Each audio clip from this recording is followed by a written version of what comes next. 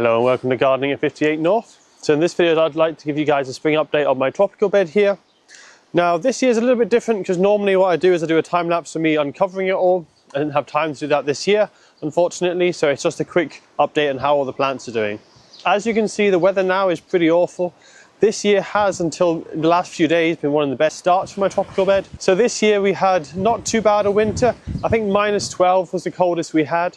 Now we did have quite a prolonged cold spell in January, and that cold spell lasted probably about a week or two. So it did have enough time for the cold to seep into the ground and start freezing the plants. But luckily we had about half a foot of snow at the time, so that insulated the ground, and that's meant that a lot of my banana trees have kept their stem this year and haven't been killed right down to the roots. So that's fantastic. And the rest of the winter was fairly benign. We didn't have too many extreme winds, and when it comes to cold, it was actually quite a mild winter. It was just really that one cold spell that was quite bad. So luckily, frost-wise, we haven't lost too many plants.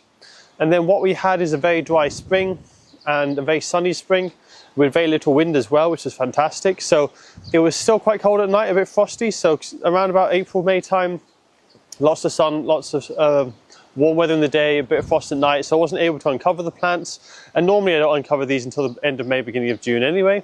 But this year I was a bit earlier. I did it in mid-May because we were having it so warm and it looked like the risk of frost was over. So I uncovered all my bananas and I'll show you what survived. So you can see I've got two here which were in the bed all winter.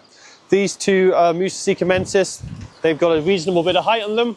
And then we got my Moso bijou clump here, which is always hardier anyway. And that's got 5 stems which have survived. And one of these stems was actually not inside my insulation box. So that's quite impressive that it's survived. I did mulch it up though with lots of dead plant material. And then this banana is actually planted, so that wasn't existing in the beds. And we also have some gingers as well. So we do have a ginger down here which is resprouting as well, which is great. So it looks like we've got a good success rate. And also down here I have another little ginger coming up. I think this is the Wardii, Hedychium Wardii, that's coming up on this side, and 2 shoots down the bottom here of my other ginger. So that's all 3 gingers coming up, Telstar 4 Wardii and also the Garderianum. So that's great. So I'll talk a bit now about what's happened the last 3 days. So basically, as I say, the weather was nice and benign, the record-breaking warmth and warm weather for the time of year. Then I unwrapped all my plants, planted out my Ensete, planted out my lovely Begonia Torsa down here.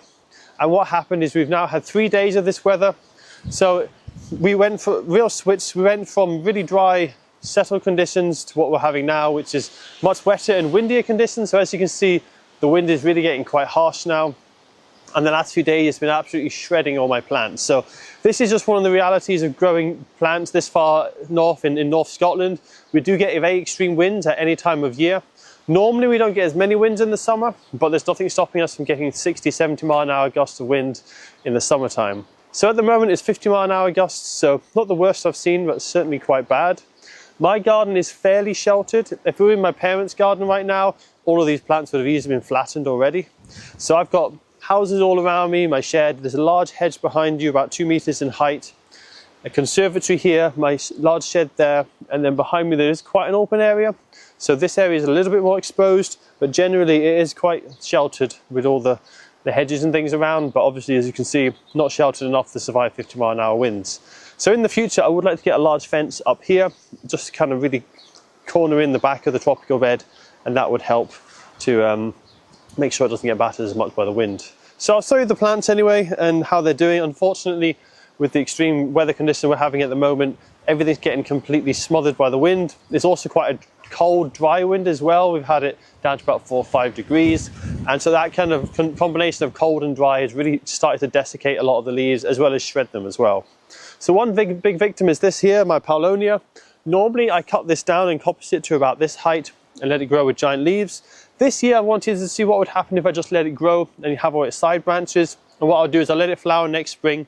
If you don't coppice it, it'll produce side branches and it'll flower the following spring.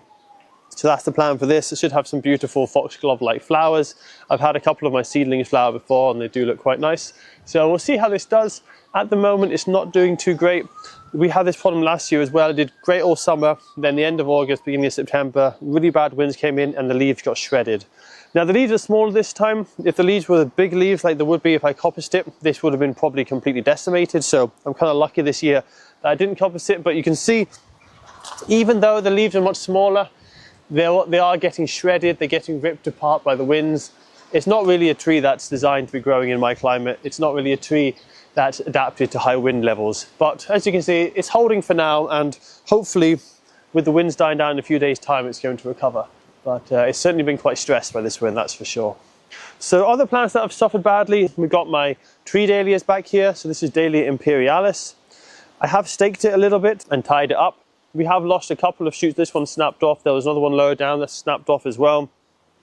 The rest of them have got windburn and sunburn. I wasn't able to acclimatise my plants very well this year. I didn't have enough time to acclimatise them to the sun. So the damage you're seeing is a combination of sunburn and windburn. But certainly it's the wind that's the most damaging at the moment. So this is doing okay now. Not as damaged as I thought it might be. The stems are quite brittle and flimsy, and they don't really strengthen up until they've been out in the exposed in the outside for a while. You can kind of see with this one here, the internodes between where the leaves are on the stem is almost a foot tall when it's grown in my conservatory. Even though my conservatory has good light levels, it's just not as bright as it is outside, and there's no wind to help strengthen the stem. And then the top growth here, right at the top, you can see the internodes are really spread, close together. And I find they're only about 5 centimeters apart when they're grown outside. So it's a really adaptable plant to low light. It really does seem to shoot really high and try and reach for the light if it's in a low light area. Or if it's in a full sun area, I find it stays quite compact, only grows to about 1.5 meters, 2 meters in height. Well, at least in length of my summer anyway. So that's the Dahlia imperialis. I've got 2 of them here. They're just kind of all tied together for support at the moment. They're looking a bit windswept, but not doing too bad. Bananas, though, have been hit quite bad. You can see here the first leaves that came out have been shredded. We've got new leaves coming out, and they're also getting destroyed before they're fully formed. All the bananas get hit fairly equally. I find the Moso Bazoo has quite floppy leaves, and it's a little bit less wind resistant than the Hedychiums. So you can see that leaves are getting shredded here. But sometimes that can be a good thing with Moso, because what happens is the leaves get shredded and they don't snap off completely. So you're actually continuing to keep a whole leaf, even though the whole leaf looks very damaged, like this one here. Whereas this one here is Moso Hedychiums. So instead of shredding, the leaves not shred as often, and it's much tougher leaf. But you can see I've already had 2 leaves snap on this one. The leaves do tend to snap a lot more easily, I think, because they don't get shredded and because they're quite tough. They really catch the wind better. These 2 are also Moso Hedychiums. They're all grown from the same seed stock, but this one has a lovely zebra stripe patterning, so this one's a really nice one. Also, they do vary quite a bit in leaf form. This one has thicker, wider leaves. These ones have narrower leaves, a bit more like a Moso Bazoo. So I really like this one. It's also got quite a thick stem for its height as well, so that's definitely my favourite out of the Moso Hedychiums that I've grown from seed. So other plants that have suffered, unfortunately, one of the biggest victims is this down here. This is my Begonia Torsa. So Begonia Torsa is an amazing hardy begonia. I've never tested its true hardiness in my garden yet. I'll be testing it this winter and see how it does. I didn't want to test it until I had backup plants inside my conservatory in case the frost killed it off completely. I don't want to have to keep buying new plants every year. So this had amazingly big leaves. Kind of hard to show you how big they are because they've kind of shrunk down. I'm also 6'5", so my hands are terrible for scale and make everything look quite small. But I had massive, dark, healthy green leaves looking really great. Put it outside. We've had this wind and we've had too much sun, and it's just kind of burnt it, crisped it up with the wind, and it's just shredded it now. You can see all the holes in the leaves. So hopefully this will recover. I put it here in the middle of all the bananas because it's going to be really shady and sheltered in a few months' time when everything grows up. But for now, it's too exposed and it's really suffering. So it'll take a while to recover, but hopefully a couple of months' time, this will be lovely giant leaves again. So I do have other begonias which are related to this, the Begonia grandis. These are these coming up here. I've got quite a few dotted around, and it self-seeds quite freely as well from the little tiny bulbules that it has. So these have been doing well. These, as you can see, are only just starting to shoot up. They have got a little bit of wind damage, but it's just the very newest shoots. And these are always quite late at appearing out of the ground. So they're actually mostly fine against the harsh weather. They don't really come up till late in the year when the weather gets better. But they'll be looking great in a few weeks' time, I'm sure. So I'm not too worried about them. Same with the gingers, because they're so far behind. You can see there is one here which is a bit further ahead, but most of them are still underground, just barely showing their shoots yet. They're underground, so they haven't been exposed to any of the harsh winds yet, so they're doing fine.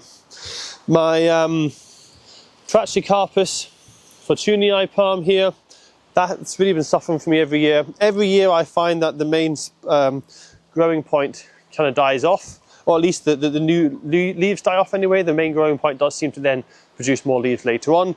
This year though, I'm a bit worried because the new leaves have pulled out like they do most springs for me, but it hasn't shown another new leaf coming up. So I'm a bit worried there that this might have actually lost its growing point, and if it has, this will unfortunately die in the future. So I'll see how it does, but you can see the wind is very damaging to this one. That's mainly damage that's happened over the winter with the wind, when we had even more harsh winds than we're having today, but unfortunately it is struggling somewhat. A plant that's next to it that has done quite well is this here. So this is my Xanthidessia Hercules, a giant calla lily. So this calla lily, it grows about this tall, big giant white flowers. This gets completely frosted to the ground every year, but I just mulch it up and the roots are hardy and they come back every year. This one has surprisingly done quite well against the wind.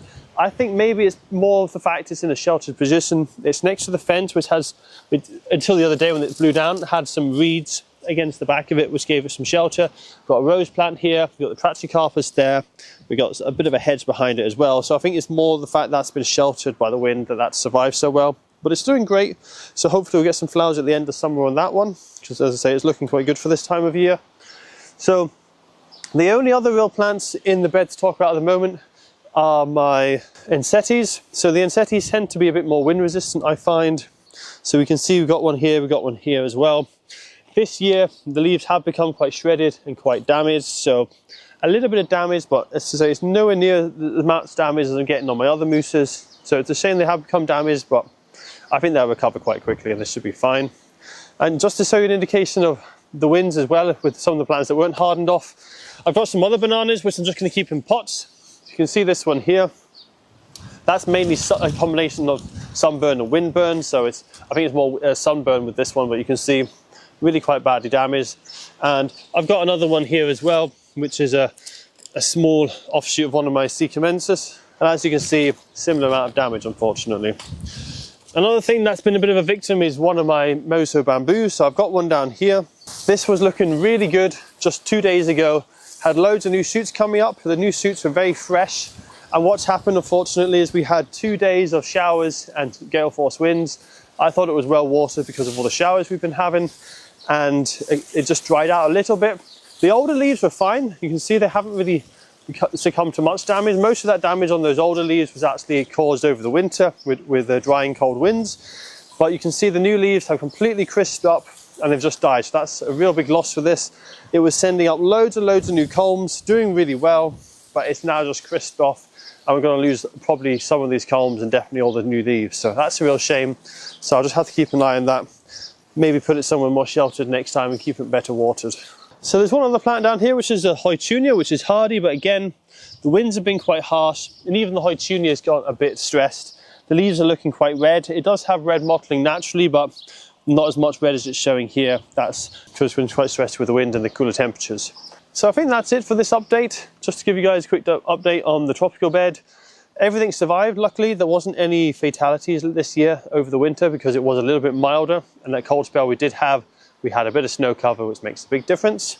To say the Trachycarpus, I'm a bit worried about that. If I don't see a new leaf coming up on that in the next month, I think this has probably died, or at least the growing point has died, and once the growing point is gone, the leaves will just stay there for a few years and then die themselves as well. So this will probably die off in a few years, which is a real shame. I was hoping this would become a large palm. I tried to save money by buying this small about 4 years ago. It's slowly been getting bigger every year, and now it looks like it's going to die, which is a bit of a shame. So I might get another one, I'm not sure, they're very expensive. If I got another one, it would probably be a small one. It'd take another 3 or 4 years to get to this size again. I could go for a big one, but to get a large one, it's quite a lot. So I'll probably just see how this does and maybe get a small one if I have to, or look for a different type of palm. So that's about it for this spring update. I'll give you guys an update probably midsummer or end of summer on the tropical bed. We'll see how it's doing, and I'll look to see if there's any space for some new tropicals as well. Last year I didn't have much success with my bananas. They were all killed to the ground and they only just survived the winter. They were very weak when they started to come through.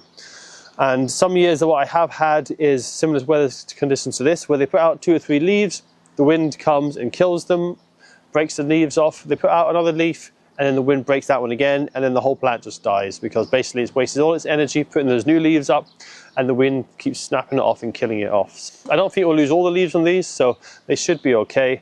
Also, this is just the first storm, so it's not like it's going to be repetitive losing all its leaves, although if we do in a few weeks' time, it could be quite damaging for them. So hopefully this will be the worst of the bad weather for a few weeks, and these are going to start recovering. But as I said, last year they didn't do too well, so I filled the plant with lots of shoofly plants, Nicandrophyes psalloides.